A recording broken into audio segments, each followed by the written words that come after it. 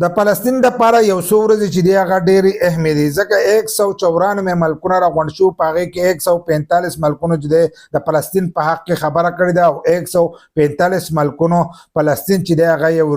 ریاست چې دی هغه تسلیم کړی دی لکه یو ملک چې دی هغه تسلیم کړی دی او ټرمپ چې دی هغه هم عربو ته راغله پاکستان دغه شان د سعودي عرب قطر دا ملکونه چې دي دا به د هغه سره میلاویږي او د فلسطین کم عوام چې دی د هغې په حق کې چې دی خبره به ورسره کوي ځکه فلسطین کې چې دی ډېر زیات ظلم روان دی په غزا کې چې دی خلک د لوږې نه ووژلی شو نو دغه شانتې دا نور ملکونه چې دي دا هم راوچت شي فرانس چې دی پرون هم د هغو سفارتخانې مخې ته چې دا جنډۍ اوچته کړې ده د فلسطین جنډه چې دی هغه اوچته کړې ده او هغه یو ریاست چې دی هغه تسلیم کړی دی خو هلته کې اسرائیل چې دی یو وړوکی ملک دی خو ټوله دنیا چې ده هغه په کنټرول کې اخیستې ده که تاسو وګورئ امریکا چې ده هم د هغې نه نشي خوځېدلی امریکا چې ده هم د هغې خلاف غږ نشي کولی دغه شان دا نور ملکونه چې دي هغه هم غږ نشي کولی له سره وجې نه چې د هغو معیشت هم مضبوط دی بل دا هغو خپل پروډکټ چې دي ټولې دنیا ته رسولی دي پاکستان چې دی اسرائیل نه دی تسلیم کړی خو دلته کې د هغو هر څه چې دي هغه په پاکستان کې هم میلاویږي که تاسو وګورئ قسمه قسم دغه چې دي برینډونه چې دي هغه په پاکستان کې د هغو موجود دي